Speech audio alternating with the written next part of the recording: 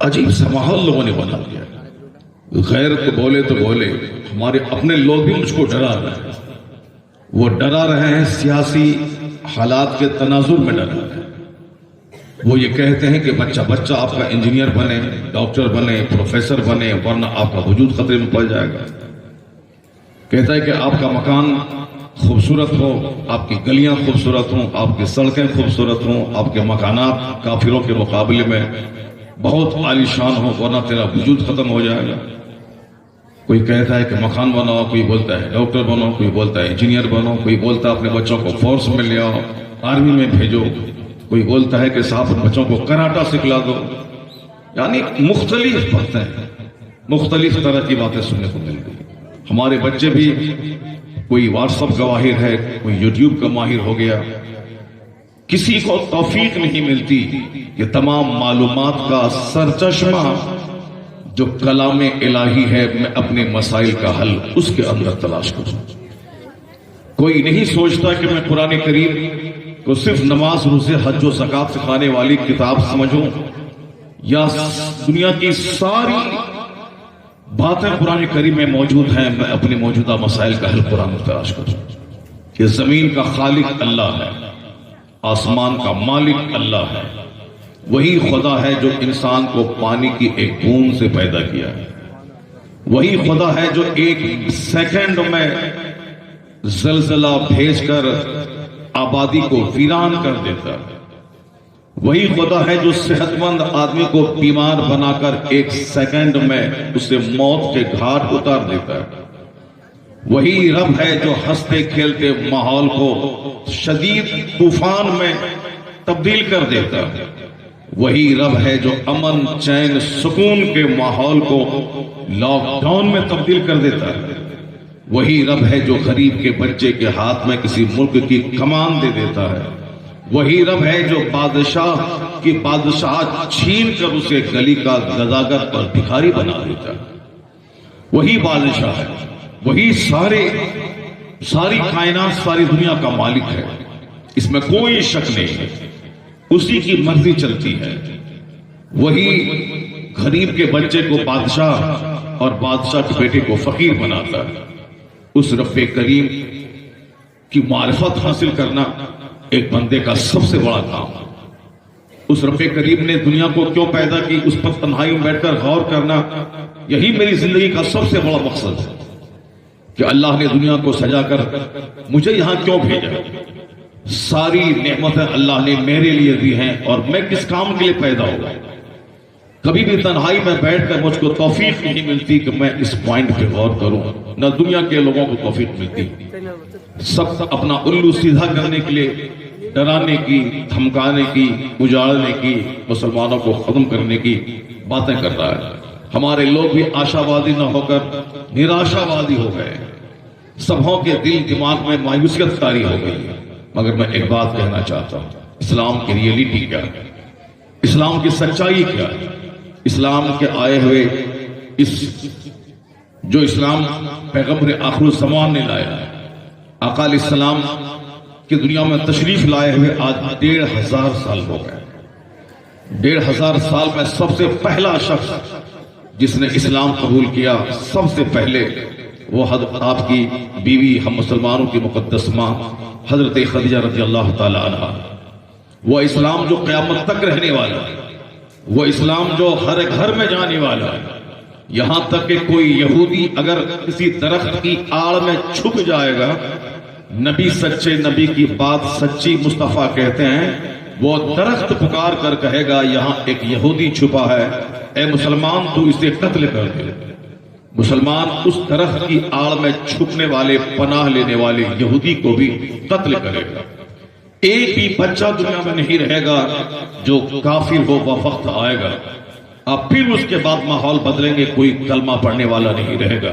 وہ دن آنے والا ہے کہ ہر درخت، ہر جھوپڑی، ہر محل میں اسلام داخل ہوگا.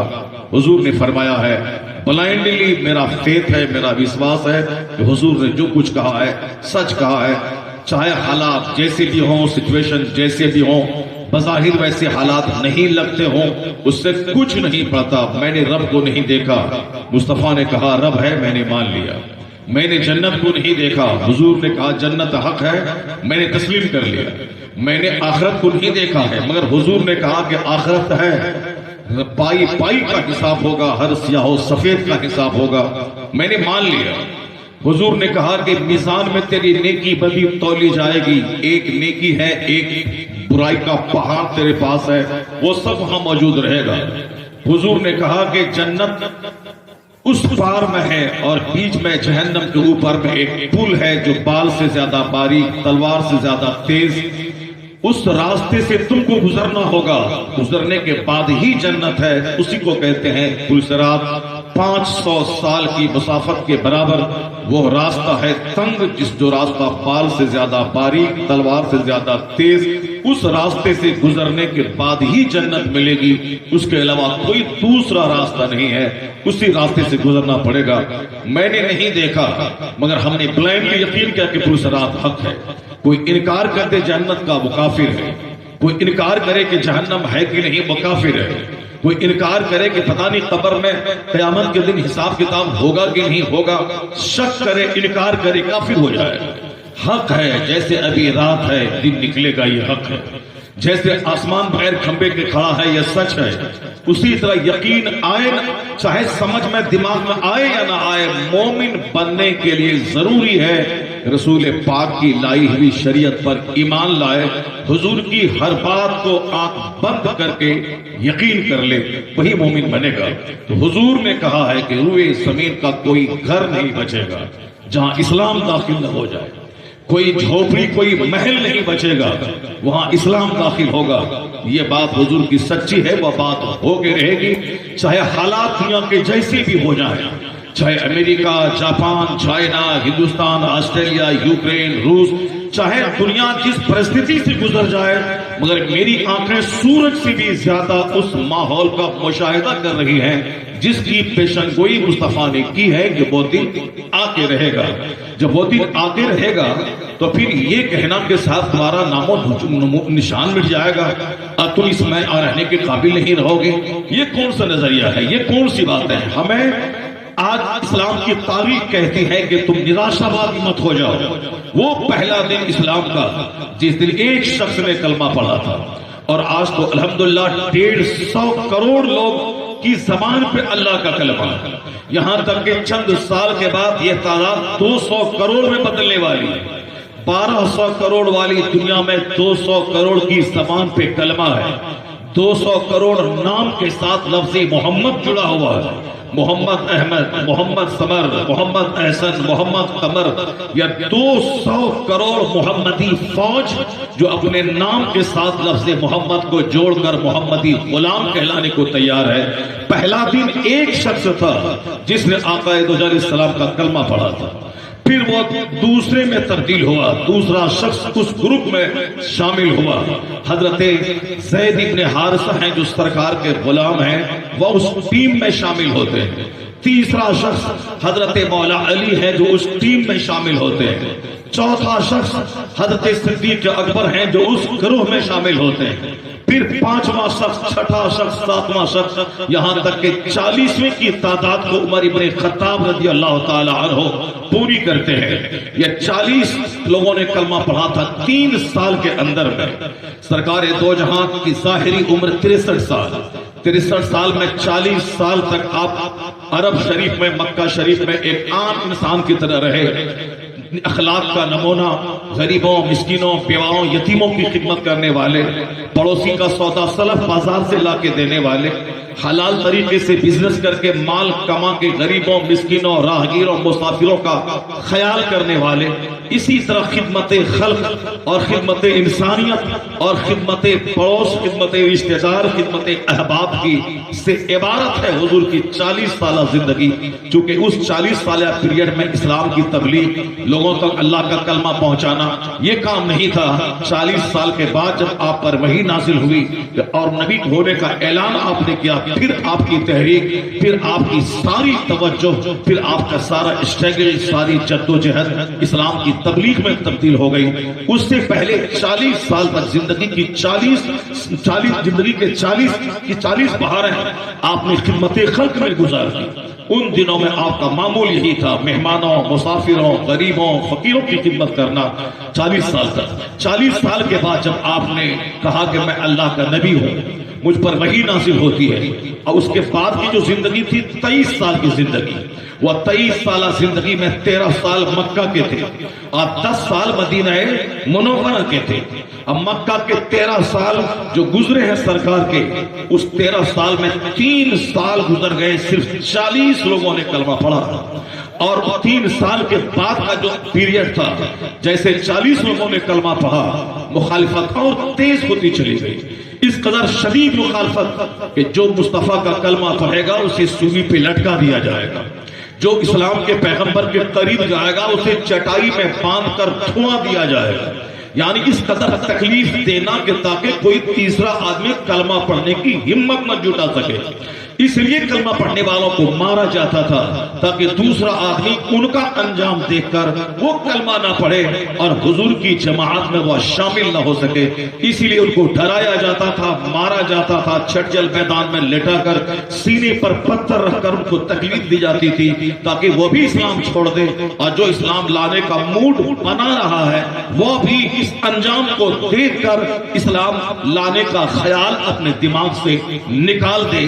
یعنی کلمہ پڑھنے والوں کی تعداد بڑھتی رہی، مخالفت بڑھتی گئی۔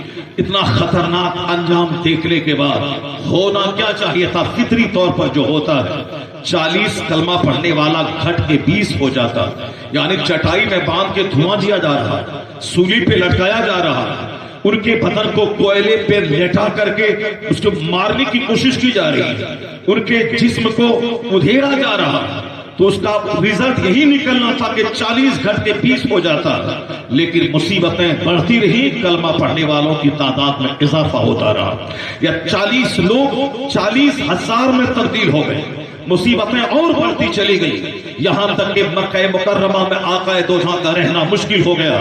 سرکار اپنے دیوانوں کو ہجرت کر کے مکہ چھوڑ کر مدینہ جانے کا آدیش دے دیا، اپنا پیدائشی وطن، اپنا ملک، اپنا گاؤں جہاں پیدا ہوئے تھے، جبکہ عام طور پر دستور یہی ہے کہ آدمی باہر میں ڈرتا رہتا ہے، سہمتا رہتا ہے، باہر میں لوگ ڈراتے ہیں اسے، اپنے وطن میں دوست ہوتے ہیں، احباب ہوتے ہیں، رشتہ دار ہوتے ہیں، خاندان کے لوگ رہتے ہیں، اگرچہ لوگ میری تحریک سے وابستہ نہ ہو مگر ایک بلڈ کا رشتہ ہوتا ہے جو میری حمایت کرنے کے لیے اس کو آمادہ کرتا رہتا ہے، خونی رشتہ رہتا ہے۔ جیسے کسی سماج میں کوئی عاشق رسول ہے، اس پر زندگی تلخ ہو گئی، لوگ اسے پریشان کرتے ہیں، اور کوئی دوسرا گستاخ رسول ہے، وہ کہتا ہے کہ ہاں میرے نظریات اس کے نظریات سے الگ ضرور ہیں مگر خون کا رشتہ بھی کوئی معنی رکھتا ہے، تو بلڈ ریلیشن کی بنیاد پر وہ اس کی حمایت کرنے پہ آ جاتا ہے، خونی رشتہ، کہیں وطن کا رشتہ۔ ہندوستان میں کوئی مسلم ہے، کوئی غیر مسلم ہے، لیکن یہ دونوں اگر دبئی اور عرب امارات میں کام کرتا ہے تو وہاں اپنے وطن کے رشتے کی وجہ سے ایک مسلم غیر مسلم جو یہاں آپس میں لڑتا ہو، لیکن وہاں دونوں ایک دوستی کا مظاہرہ کرتا ہے کہ دونوں کا ملک ایک ہے۔ در و دیوار کی دوستی رنگ لاتی ہے، وطن کی محبت رنگ لاتی ہے، اپنے وطن میں آدمی مضبوط اور پختہ ہوتا ہے، لیکن جب اپنے وطن میں آدمی رہنے کے قابل نہ رہے تو اس کا کیا حال ہوگا؟ سرکار دو جہاں کے دیوانے کو ان کے وطن میں نہیں رہنے دیا گیا، ٹورچر کرنا مکہ کے کفار و مشرکین کا مشغلہ بن گیا۔ حضور نے ہجرت کرنے کا حکم دیا، عثمان غنی ہجرت کر کے حبشہ چلے گئے، اور آپ کے ساتھ دوسرے مسلمان بھی ہجرت کر کے حبشہ گئے۔ پھر حبشہ میں بھی مکہ کے کافروں نے نہیں چھوڑا، وہاں کے بادشاہ کے پاس پہنچ گئے کہ یہ لوگ آپ کے ملک کی اینٹ سے اینٹ بجا دیں گے، یہ لوگ ہمارے ملک مکہ کے بھاگے ہوئے ہیں، یہاں اسے پناہ نہیں ہے، یہاں سے وہاں چلے گئے لوگ۔ پھر والوں نے ہجرت کر کے حبشہ سے مدینہ آ گئے، یہاں تک کہ وہ دن دنیا نے دیکھا کہ جو کائنات کا مالک و مختار ہے، جس نے کہا تھا کہ میں چاہوں تو احد کا پہاڑ میرے پیچھے پیچھے چلے، جس نے کہا تھا کہ اگر میں چاہوں تو عرب کا ریگستان میرے لیے گولڈ بن جائے، جس کا بستر چٹائی کا، جس کے گھر میں چند مٹھی جو ہے، جس کے گھر میں پانی کا ایک مشکیزہ ہے، یعنی کونین کی ملکیت جس کے پاس ہو، سادگی کا یہ عالم ہے کہ ان کے گھر میں चंद मुट्ठी जौ और पानी रखने का एक छोटा सा बर्तन और एक बकरी की सूखी हुई खाल जो उनकी दीवार से लटक रही है, यानी सादगी का नमूना पैगंबर आजम का।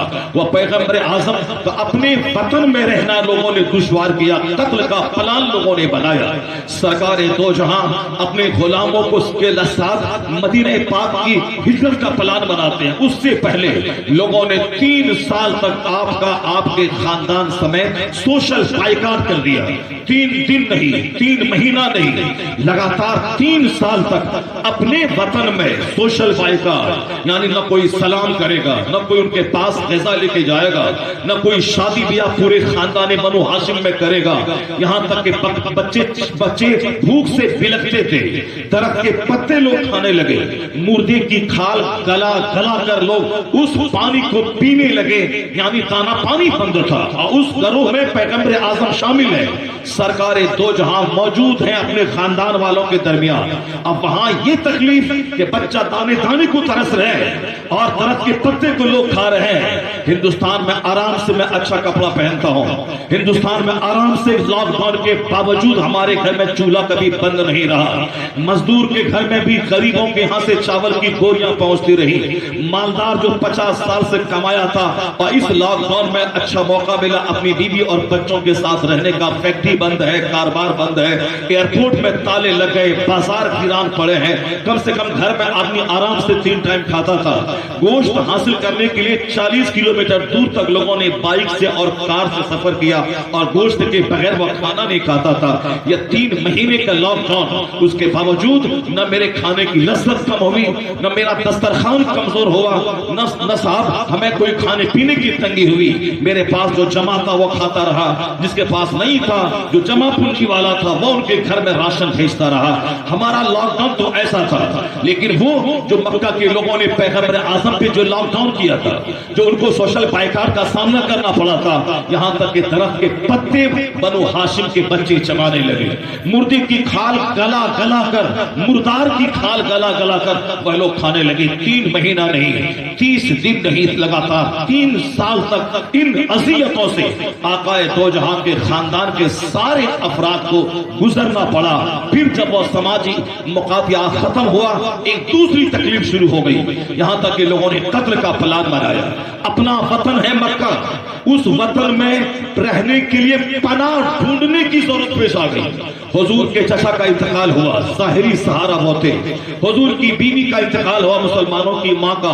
उनकी दौलत से सरकार को काफी तकवीत मिली। यह दोनों ज़ाहिरी सहारा था और दोनों 1 साल के अंदर ही चले गए ताकि वफार करते गए। वो आमुल हुस्न यानी ईयर्स ऑफ सोरो, ईयर्स ऑफ मिजरेबल कंडीशन, यानी तकलीफ का साल कहलाया, आमुल हुस्न कहलाया, जिस साल में दोनों हादसात पेश हुए सरकार की जिंदगी के साथ। अब सरकार गए ताइफ की वादी में इस्लाम की तबलीग करें, वहां लोगों ने क्या आपके साथ सलूक किया, तारीख गवाह है कि वहां के रिश्तेदार थे आपके लोग, उतबा शैबा हुजूर के खानदानी रिश्तेदार थे दूर के। उन लोगों ने हुजूर के पीछे औबास बच्चों को लगा दिया, उन बच्चों ने हुजूर को पत्थरों की बारिश कर दी, यहां तक कि खून में आप नहा गए। आपकी नाल मुबारक जूता शरीफ खून से रंगीन हो गई, आप पर कशी की कैफियत तारी हुई। सरकार बैठ जाते, फिर ताइफ के बच्चे आपको हाथ पकड़ के खड़ा करते। जब सरकार चलने के काबिल होते तो फिर वो बच्चे उस पत्थरों की बारिश कर देते। यहां तक कि सरकार किसी तरह से एक बाग में पहुंचे, थोड़ी देर आपने आराम किया। इस मुसीबत से गुजरने के बाद जब वापस मक्का आए, अपना घर, अपना वतन, मादरी वतन, मदरलैंड, अब वहां कोई पनाह देने को तैयार नहीं था। अबू तालिब के फिसाल के बाद अब वहां का सरदार अबू जहल बन चुका था, अबू लहब जो आपका चचा था वो बन चुका था। अब उन्होंने कहा था कि कोई मोहम्मद इब्न अब्दुल्लाह को पनाह नहीं देगा। अपने वतन में करार पाने के लिए पनाह की जरूरत थी। आपका अपना चचा कुरैश का सरदार बन चुका था, उसने मना किया था कोई मोहम्मद इब्न अब्दुल्लाह को पनाह न दे। यहां तक कि एक مکہ کا تیسرا فرد اس نے آپ کو پناہ دیا کہ آپ میری پناہ میں چلیے مکہ، آپ وہاں رہیے۔ ان حالات سے پیغمبر اعظم گزر رہے ہیں، اپنا گھر دربار، اپنی ساری جائیداد پراپرٹی چھوڑ کر، مصطفیٰ کے غلام مکہ چھوڑ کر مدینہ ہجرت کر کے جا رہے ہیں۔ کوئی بتا دے کہ ان تکلیفوں سے گزرنے کے بعد وہ 40 کی تعداد گھٹ کے 20 ہو گئی، 4000 کی تعداد گھٹ کے 2000 میں تبدیل ہو گئی، 50,000 کی تعداد گھٹ کے 25,000 میں تبدیل ہو گئی۔ جبکہ دستور ہے جب خوب مخالفت ہوتی ہے تو تحریک کمزور ہو جاتی ہے، دشمن بڑھ جاتے ہیں تو تحریک کمزور ہو جاتی ہے۔ لیکن دنیا نے اپنی آنکھوں سے مشاہدہ کیا، یہ وہ تحریک اسلام ہے، وہ پانی اسلام کی ذات مبارکہ ہے، وہ پیغمبر اعظم علیہ السلام کی ذات گرامی ہے۔ انہوں نے جس بنیاد پر اسلام کا فاؤنڈیشن رکھا تھا، جس بنیاد پر اسلام کی تحریک کی عمارت کھڑی کی تھی، وہ ایسی مضبوط بنیاد تھی، یعنی ایمان باللہ، تعلق باللہ، ایمان بالآخرت۔ یہ دنیا عارضی پانی کا پی مولا ہے جو آج ہے کل ختم ہو جائے گی۔ یہ دنیا کی عزت حقیقی عزت نہیں، حقیقی عزت آخرت کی ہے۔ یہاں عزت داروں کو ذلیل ہوتے ہوئے دیکھا گیا، یہاں 400 سال کے حاکم کو رسوا ہو کے مرتا ہوا دیکھا گیا۔ یہ دنیا میں 100 سال کے اندر ہی آدمی کی زندگی ختم ہو جاتی ہے اور قیامت کا سامنا کرنا پڑتا ہے جہاں کا ایک دن 50,000 سال کے برابر ہوگا۔ حضور ہر موقع سے جنت کی بات، آخرت کی بات، قبر کی بات، حشر کی بات یہی کرتے رہتے تھے، اور آپ کے دیوانے اس جنت کے شوق میں دنیا کی ساری تکلیفوں کو پاؤں کے نیچے روندتے رہتے تھے۔ یہاں کی خوشحالی سے ڈر لگتا تھا کہیں یہاں کا آرام جہنم کا مستحق نہ بنا دے، کہیں یہاں کا آرام جنت کے آرام کو کاٹ نہ دے، کہیں یہاں کا عیش جنت کے عیش کو ختم نہ کر دے۔ اس لیے مصطفیٰ کے غلام جتنا خوش تکلیف سے ہوتے تھے اتنی خوشی ان کو آرام سے نہیں ملتی تھی۔ وہ آرام تکلیف کا مسکرا کے استقبال کرتے تھے۔ جب گھر میں کھانے کو نہیں ملتا تھا وہ کہتے تھے مرحبا شاعر الصالحین، یعنی یہ صالحین کا شعر ہے کہ وہ گھر میں داخل ہو تو کھانے کو کچھ نہ ملے۔ ایک بار کائنات کے خزانے کا مالک اپنے گھر میں داخل ہوئے، اپنی بیویوں میں سے کسی سے کہا کہ آج کھانے کو گھر میں کچھ ہے؟ کونین کا مالک کو مختار ان کے گھر سے آواز آتی ہے آج گھر میں کھانے کو کچھ نہیں ہے۔ حضور کے چہرے پر نہ شکن تک نہیں آئی۔ حضور نے کیا فرمایا؟ مرحبا شاعر الصالحین، یعنی یہ صالحین کی علامت اور پہچان ہے کہ جب وہ کبھی گھر آئے تو گھر میں کھانے کو کچھ نہ ملے۔ مسکراتے ہوئے بھوک کا سامنا کیا، مسکراتے ہوئے درد کا سامنا کیا، مسکراتے ہوئے ہجرت اپنے وطن کے چھوڑنے کا سامنا کیا، مگر تحریک کمزور نہیں ہوئی۔ ہجرت کر کے مدینہ آئے، وہ 4,000 40,000 میں تبدیل ہو گئے، وہ 40,000 1,00,000 میں تبدیل ہو گئے۔ مصیبتیں بڑھتی گئیں، مصطفیٰ کے غلاموں کی تعداد میں اضافہ ہوتا چلا گیا، یہاں تک کہ وہ آخری حج کے موقع پر پیغمبر اعظم وادی عرفات میں جب خطاب کرنے کھڑے ہوئے اپنی اونٹنی پر تو 1,00,000 کا ٹھاٹھے مارتا ہوا مجمع پیغمبر اعظم کے سامنے موجود تھا۔ تو کون پیغمبر؟ جو رات کے وقت میں اپنے دوست ابو بکر کے ساتھ مکہ چھوڑ کر مدینہ گئے تھے اور وہی دوبارہ 8 سال کے بعد مکہ فتح کرتے ہیں، اور پھر 5 سال کے بعد 1,00,000 کا زبردست مجمع آپ کی نگاہوں کے سامنے موجود ہے۔ ادھر اسی دوران میں میدان بدر میں جنگ بھی ہوئی، اسی دوران میدان احد میں جنگ بھی ہوئی، 70 صحابہ شہید ہوئے، سرکار دو جہاں کے دندان اقدس بھی شہید ہوئے۔ مکہ کے کافر مدینہ پاک کے قریب جا کر اسلام کی راہ کو روکنا چاہا، مسلمانوں کو کمزور کرنا چاہا۔ اس درمیان میدان بدر میں، جنگ احد میں، جنگ خیبر میں، جنگ خندق میں اس دوران سارے مار کے ہوتے رہے، اور اسی دوران اسلام کی تحریک بھی اسٹیبل ہوتی رہی، یہاں تک کہ سرکار کے آخری حج کے موقع پر 1,00,000 کا ٹھاٹھے مارتا ہوا مجمع آپ کی نگاہوں کے سامنے موجود تھا۔ حضور کے وصال کے وقت میں 1,00,000 سے زیادہ آپ کی فوج تیار ہو چکی تھی۔ لوگ کہتے تھے ان کا اخلاق، ان کی موریلٹی، ان کا خوبصورت ویوہار کی وجہ سے لوگ ان کے ارد گرد جمع ہے، جیسے ہی یہ پردہ فرما جائے لوگ آپس میں منتشر ہو جائیں گے، جو آس پاس کے گاؤں کے لوگ کلمہ پڑھ کے اس کے پاس اکٹھا ہوئے ہیں یہ سب منتشر ہو جائیں گے، اتحاد پارا پارا ہو جائے گا۔ لیکن حضور کے وصال کے بعد جب خلیفہ اول نے اس کمان کو سنبھالا ہے تو پھر اسلام کمزور نہیں ہوا، دشمنوں کی دشمنی بڑھتی چلی گئی۔ جب تک مکہ میں اسلام تھا دشمن اسلام مکہ میں محدود تھا، یہ اسلام مدینہ گیا تو مدینہ کے لوگ بھی دشمن آپ کے ہوئے۔ یہ اسلام جب تک عرب میں تھا دشمن عرب تک محدود تھا، لیکن جیسے ہی اسلام عرب سے نکل کر قسطنطنیہ پہنچا، یورپ میں پہنچا، افریقہ میں قدم رکھا تو دشمنوں کا دائرہ بھی وسیع ہوتا چلا گیا۔ پہلے اسلام مکہ میں تھا تو دشمن مکہ کے تھے، پہلے اسلام مدینے میں تھا تو دشمن مدینہ اور اطراف کے تھے، لیکن جیسے ہی اسلام عرب سے باہر نکلا ہندوستان میں داخل ہوا، ہندوستان کے لوگ بھی اسلام کے دشمن ہو گئے۔ جیسے ہی اسلام مکہ سے نکل کر قسطنطنیہ پہنچا وہاں کے کفار بھی اسلام کے دشمن ہو گئے، یعنی دشمنوں کا دائرہ اور رینج بھی بڑھتا گیا۔ اس کے باوجود 1,00,000 لوگوں نے جو سرکار کی موجودگی میں کلمہ پڑھا تھا اس میں سے ایک بھی تعداد گھٹی نہیں۔ صدیق اکبر کے زمانے میں اسلام لانے والوں کی تعداد میں اضافہ ہوتا چلا گیا۔ حضرت عمر ابن خطاب کے زمانے میں وہ تعداد اور دگنی ہوتی چلی گئی۔ عثمان غنی کے 12 سالہ پیریڈ میں یہ تعداد اور بڑھتی چلی گئی، یہاں تک کہ جنگیں بھی بڑھتی گئی، دشمن بھی بڑھتے گئے اور کلمہ پڑھنے والوں کی تعداد میں اضافہ ہوا۔ حضرت مولا علی کے زمانے میں آپس میں کچھ انتشار رہا، اس کے باوجود اسلام کی عظمت میں کوئی فرق نہیں آیا، یہاں تک کہ امیر معاویہ رضی اللہ تعالی عنہ کا بیٹا امام حسین اور اہل بیت اطہار کا قاتل، انہوں نے تین خوبصورت گروہ کا قتل کیا، اس کے باوجود اسلام کی عظمت میں کوئی فرق نہیں آیا۔ وہ اسلام جو عرب کے جغرافیہ میں محدود تھا عرب سے نکلا سارے عالم میں چھا کر عالمگیر ہوتا چلا گیا۔ پھر کیا تھا، عرب سے نکل کر اسلام انڈیا پہنچا، چائنا جاپان پہنچا، افریقہ پہنچا، یورپ کی وادی میں پہنچا۔ اسلام ایک عالمگیر مذہب بن چکا تھا، 50 سے زائد ممالک اسلام کے قبضے میں آ چکے تھے، یہاں تک کہ یہ تعداد 1,00,000 کی کئی کروڑ میں تبدیل ہو چکی تھی۔ اسی طرح اسلام جب ہندوستان میں مضبوط ہوا، مسلمانوں کے ہاتھ حکومت آئی تو یہاں کی دشمنی بھی بڑھ گئی، مگر اس کے باوجود ہندوستان میں اسلام پروان چڑھتا رہا، دنیا بھر میں اسلام پروان چڑھتا رہا، حکومت آتی رہی جاتی رہی، اس میں بادشاہ آتے رہے جاتے رہے، اس سے کوئی فرق نہیں پڑا۔ مسجدوں کی اذان بند نہیں ہوئی، مدرسوں میں قال اللہ قال رسول کی صدا بند نہ ہوئی، یہاں تک کہ مدرسے کا کام چلتا رہا، مسجدوں کا کام چلتا رہا، اذان ہوتی رہی، خطاب ہوتا رہا، سیرت کے جلسے ہوتے رہے۔ البتہ گاہے بگاہے بادشاہ تبدیل ہوتے رہے، کبھی یہ بنتا کبھی وہ بن جاتا، لیکن یہ خاموش تحریک کبھی بند نہ ہوئی اور کلمہ پڑھنے والوں کی تعداد لگاتار بڑھتی رہی۔ تو 1400 سال کی تاریخ بتاتی ہے کہ دشمنی بڑھنے کے بعد کوئی دوسری تحریک کمزور ہوتی ہے، اور اسلام اس تحریک کا نام ہے کہ دشمنی بڑھتی جاتی ہے، یہ تحریک مضبوط ہوتی چلی جاتی ہے۔ یہ کیا مسجد سے مائک پھینکے گا، یہ کیا ہمیں ہندوستان سے اکھاڑ کے پھینکے گا؟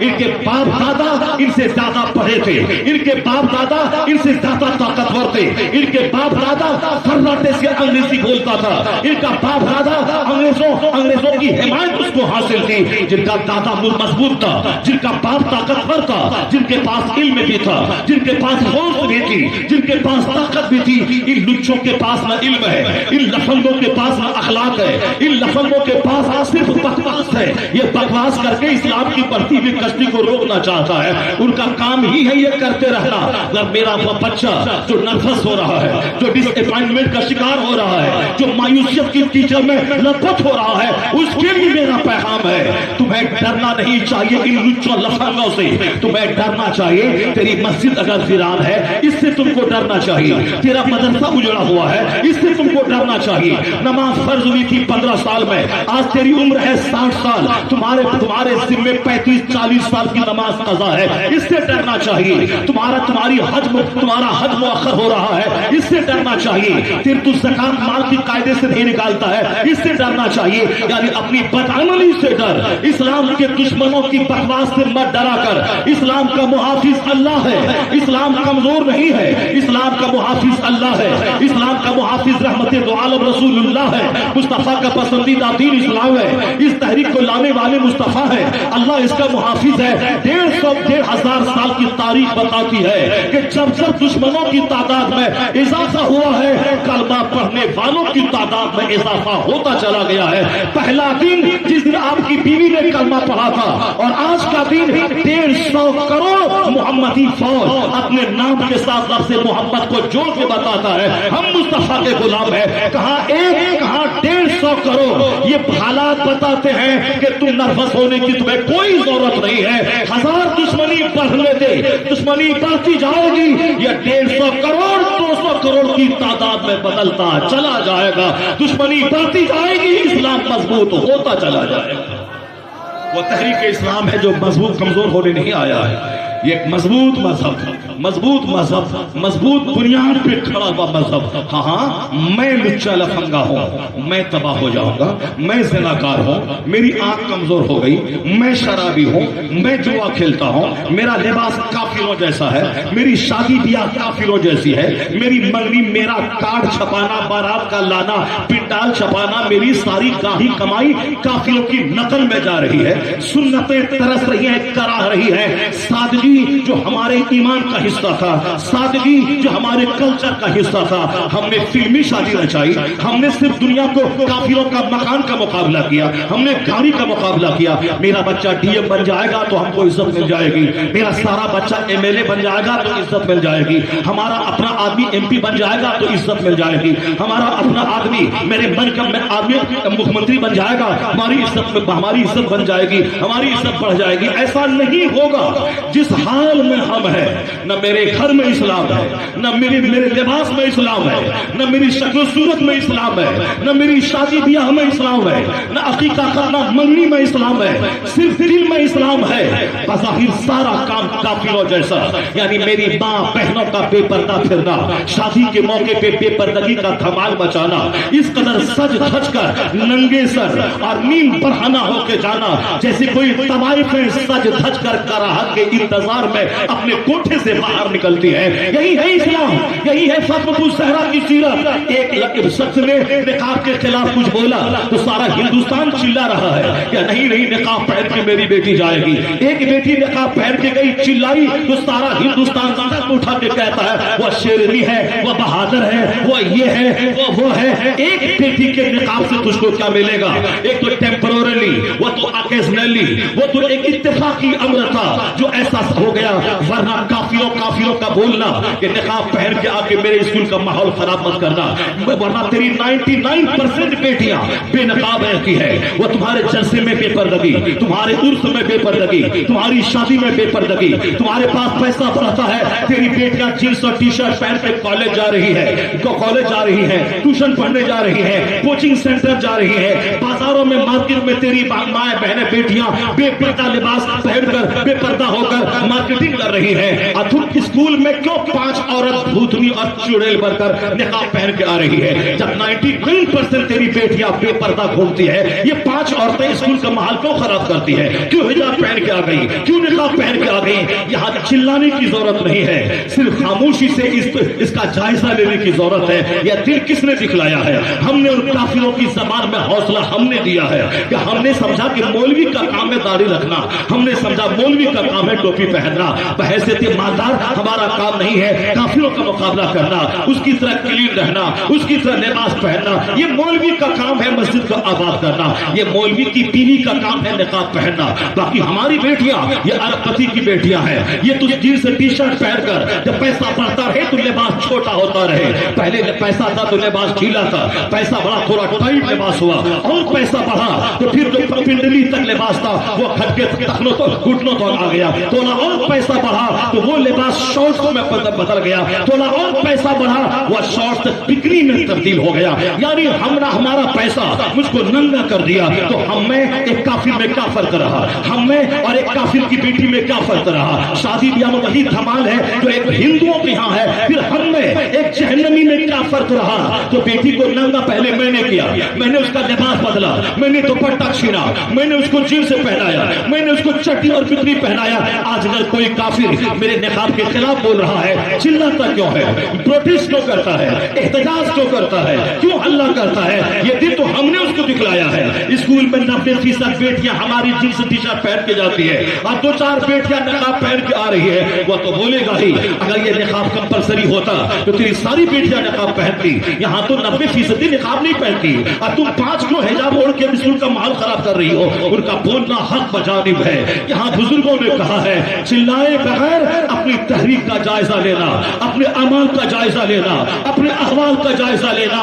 حقیقت کا تقاضا یہی ہے کہ تم کو غصہ تو آئے گا ضرور، لیکن دیکھنا کہ یہ دن کیوں آیا، تم نے ہی اس کو موقع دیا۔ اب خاموش طور پر ہر مسلمان یہ طے کر لے کہ جو لباس جو پردہ فرض ہے عورتوں کا اور ہم نے اس فرض کو طاق پہ رکھا ہے، اب وہ عہد کر لے کہ ہر 8 سال سے اوپر کی میری بیٹیاں نقاب پہنے گی، حجاب ڈالیں گی، نقاب اوڑھیں گی، نہ ان کا سر ننگا رہے گا نہ چہرہ ننگا رہے گا، چاہے مدرسے میں پڑھے، چاہے کالج میں پڑھے، چاہے یونیورسٹی میں پڑھے، انہیں پردے کے ساتھ رہیں گی۔ جس دن 100% میری بیٹیاں نقاب پہننے لگی تو امریکہ کے کالج میں بھی نقاب کو پرمیشن ملے گا، ہندوستان کے اسکولوں میں بھی نقاب کو اجازت ملے گی، یہاں عزت میں اضافہ ہوگا اور مرنے کے بعد فاطمہ الزہرا کی کلیزی کا شرف لے کر جنت میں جگہ مل جائے گا۔ ہونا یہ چاہیے تھا، یا دن دیکھنے کو ملا نہیں۔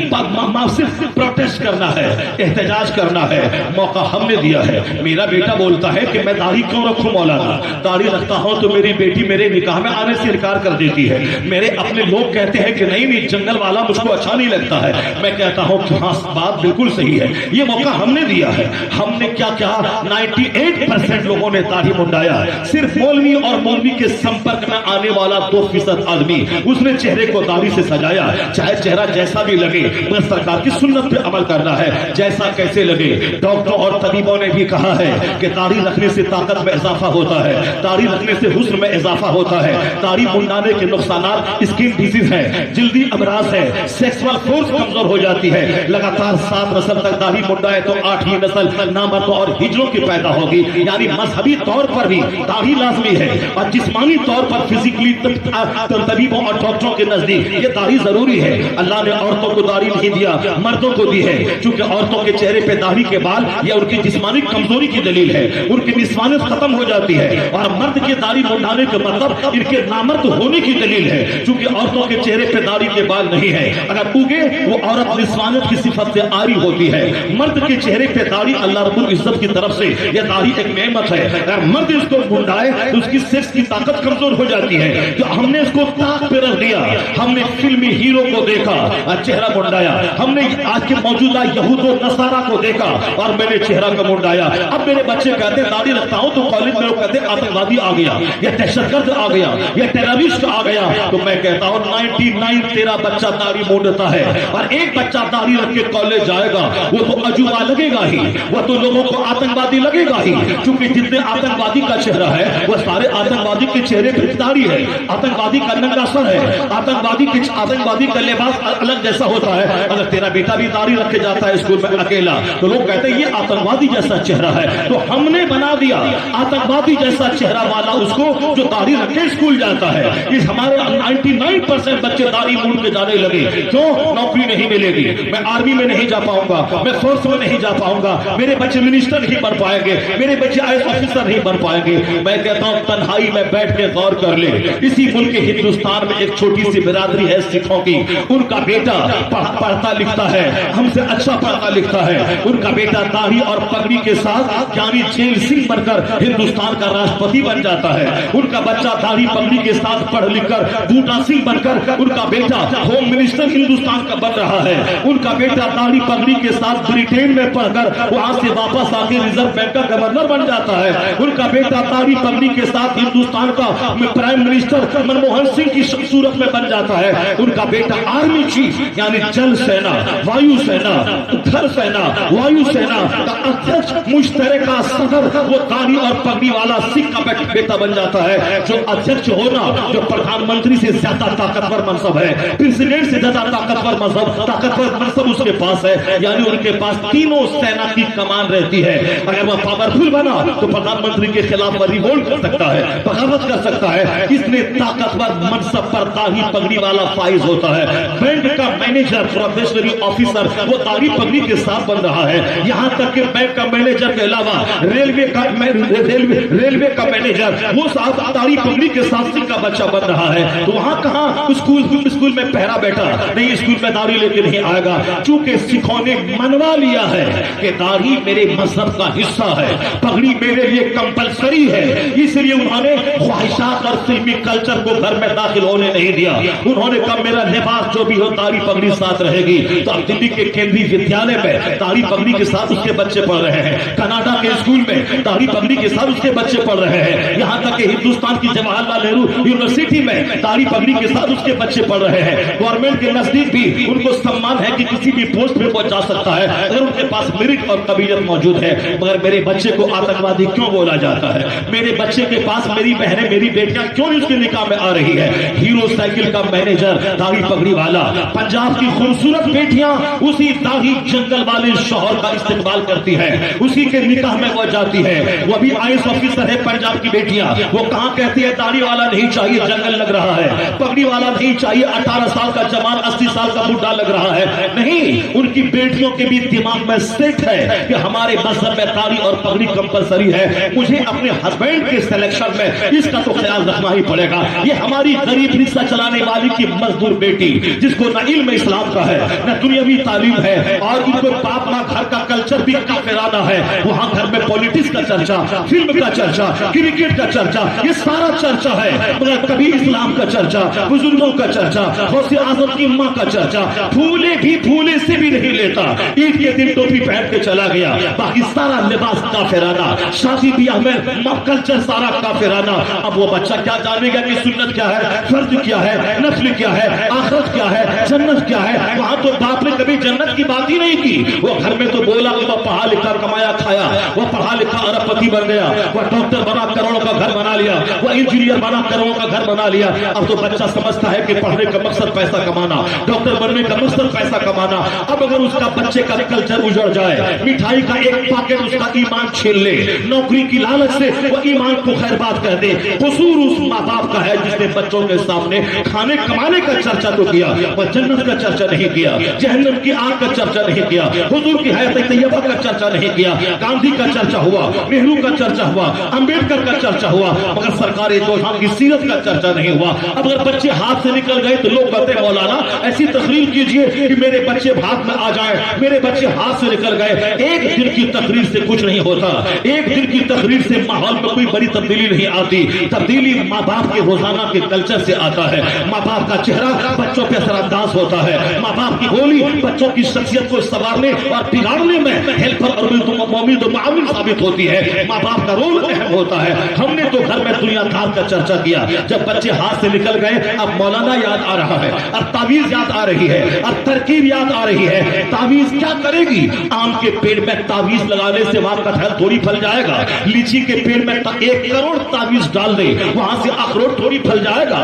کٹہل کے پیڑ میں تعویذ 1 لاکھ ڈال دے, وہاں سے سیب تھوڑی نکل جائے گا. یہ تو قدرت کا قانون ہے. جیسی ماں ویسی اولاد, جیسا باپ ویسا بچہ, جیسا درخت ویسا پھل, جیسی زمین ویسی پیداوار, جیسی فیکٹری ویسا پروڈکشن. یہاں ساری تدبیریں الٹی تھی اور نتیجہ برعکس نکلا. تو اب تعویذ لا کے دے دو, اب تعویذ سے فائدہ نہ ہوا تو اب تعویذ کا ہی انکار کر بیٹھا کہ تعویذ سے کوئی فائدہ نہ ہوتا ہے. قدرت کا قانون ہے, جب ماں ہو فاطمہ جیسی اور باپ ہو علی جیسا تو بیٹا حسن اور حسین پیدا ہوتا ہے. جب ماں ہو سر سے لے کے پاؤں تک نیکی کا پتلا اور باپ ہو عابد شبی زندہ دار اور باپ ہو مجاہد فی سبیل اللہ تو بیٹا ولیوں کا سردار عبد القادر جیلانی پیدا ہوتا ہے. قدرت کا قانون ہے, جب ماں ہو ام الخیر ماہ نور یعنی یعنی رات رات دن دن بھر اشراق چاش تہجد ابابی نماز پنجگانہ کی پابند، تو ان کا بیٹا ان کے شکم سے نکلنے والا معین الدین اجمیری ہوتا ہے۔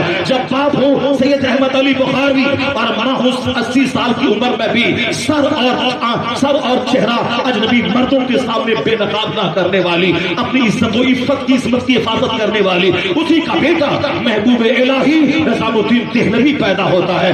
جب باپ ہو سلطنت کی موجودگی میں فقیری کرنے والا مفتی نقی علی خان، اور ماں ہو مصلی پہ بیٹھنے والی تہجد گزار، اسی کا بیٹا احمد رضا خان فاضلی بریلوی پیدا ہوتا ہے۔ جب باپ ہو احمد رضا خان اور ماں ہو عابدہ، تو بیٹا مفتی اعظم ہند مصطفیٰ رضا خان پیدا ہوتا ہے۔ جب باپ ہو مفسر اعظم ہند، لاکھوں مریدوں کی موجودگی میں سادگی سے رہنے والا، زہد کے ساتھ رہنے والا، اور ماں ہو ایسی لاجواب، ضرورت پڑے اپنے سارے زیورات کو گروی رکھ کر منظر اسلام کی مدرسین کی تنخواہ دلانے والی۔ جب ماں اسی اسلام کا درد سینے میں رکھے اور باپ کروڑوں مریدوں کی موجودگی میں سمپل رہنے والا، اسی کوکھ کا بچہ دنیا اسلام کا سب سے بڑا عالم تاج الشریعہ اختر رضا کا ازہری پیدا ہوتا ہے۔ جب باپ نیک ہو، ماں نیک ہو، تو اسٹیٹ کی موجودگی میں، روسیا اسٹیٹ کی موجودگی میں بیٹا مجاہد اعظم، سالار اعظم، حضور مجاہد ملت حبیب الرحمان عباسی بن کے برسے شہود پہ جلواگر ہوتا ہے۔ جب باپ لاجواب ہو، ماں لاجواب ہو، تب اس کا نتیجہ اچھا نکلتا ہے۔ باپ ہو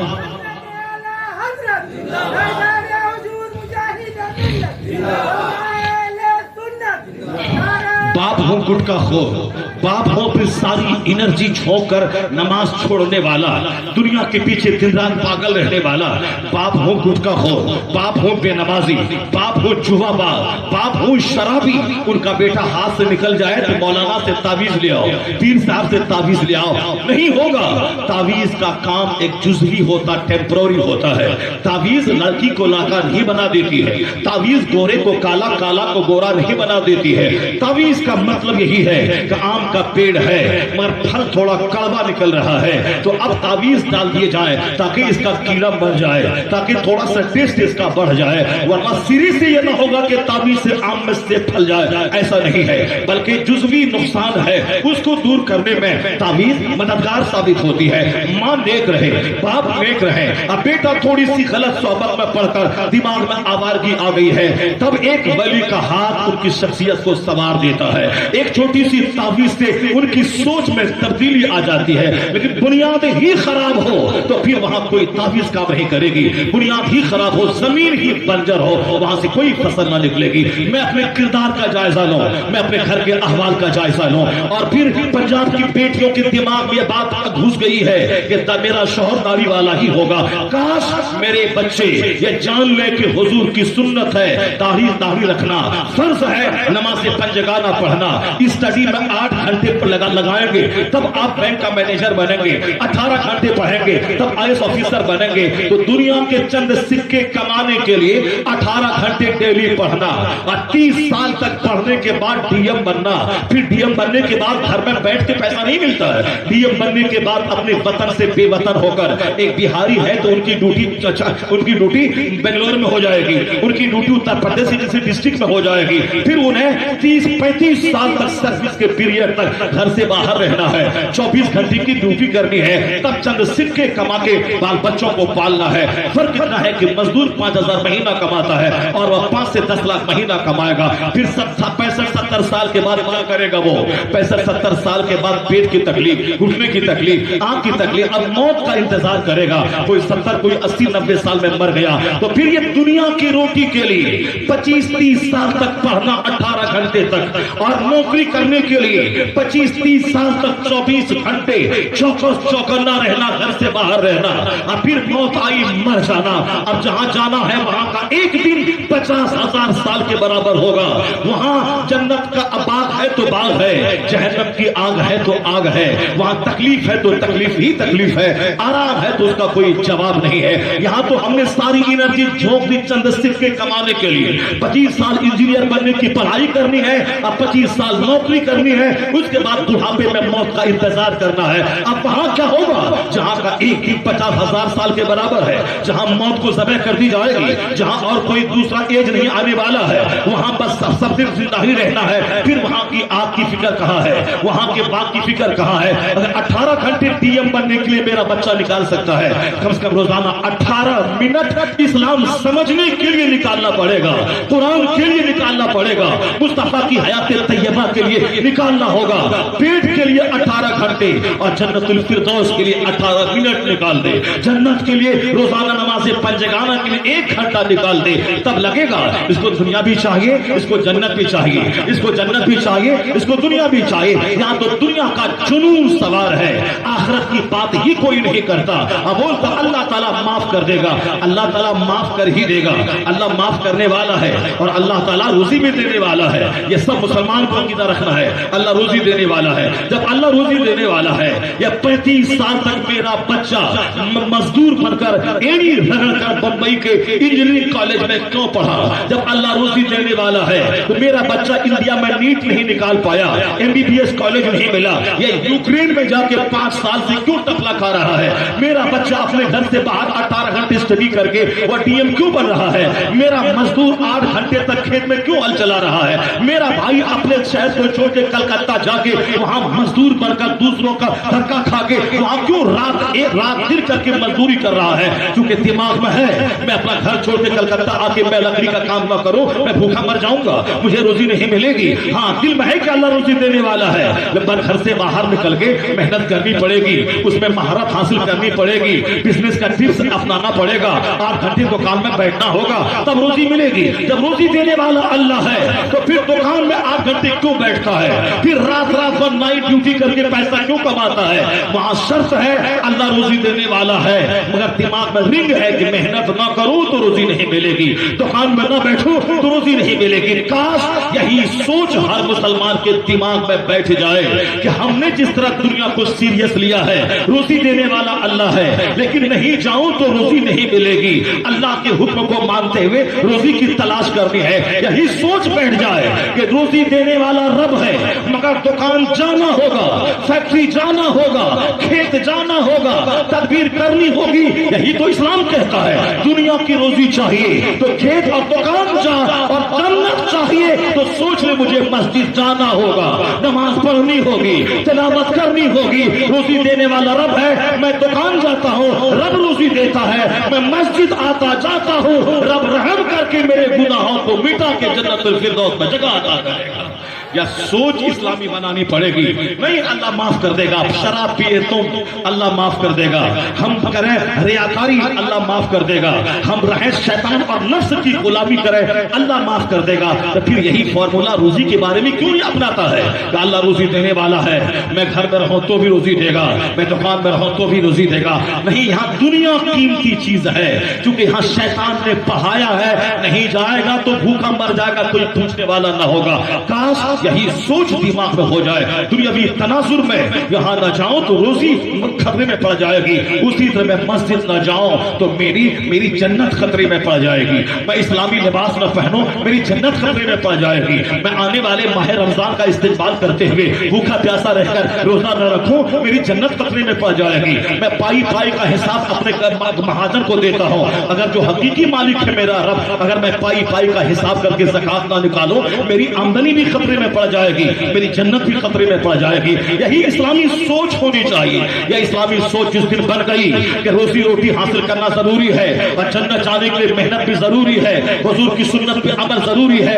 काश पंजाब की बेटियों से हमारी बेटियों को सबक मिल जाता, पंजाब के छोकरों से हमारे छोकरों को सबक मिल जाता।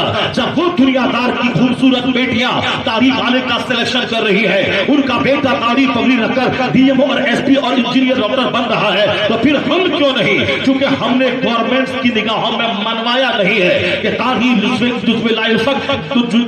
हमारे लिए कंपलसरी है, उसको इस्लाम से मैं जुदा नहीं कर सकता। तो मेरा सारा बच्चा सुन्नत समझकर दाढ़ी रखे, उसे हर स्कूल में इज्जत और सम्मान का स्थान मिलेगा, जगह मिलेगी, नौकरी भी मिलेगी, प्रोबेशनरी ऑफिसर भी बनेगा, आईएएस ऑफिसर भी बनेगा।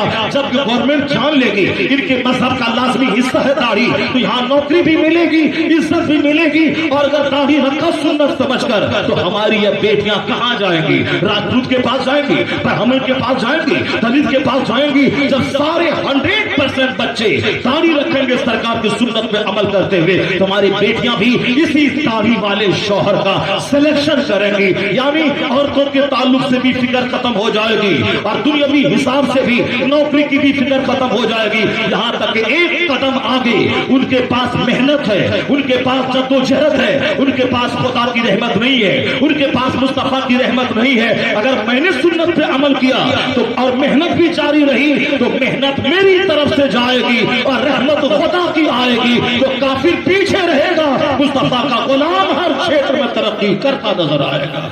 मेरे पास मेहनत भी नहीं है, मेरे पास सुन्नत भी नहीं है, जब खुदा की रहमतें भी रूठी हुई है, हिंदुस्तान की गवर्नमेंट भी रूठी हुई है, ऐसे में पेंडुलम की तरफ मैं झूल रहा हूं और यह काफिर मुझको सफ़े हस्ती से मिटाने की धमकियां दे रहा है। बकवास है जगह जगह।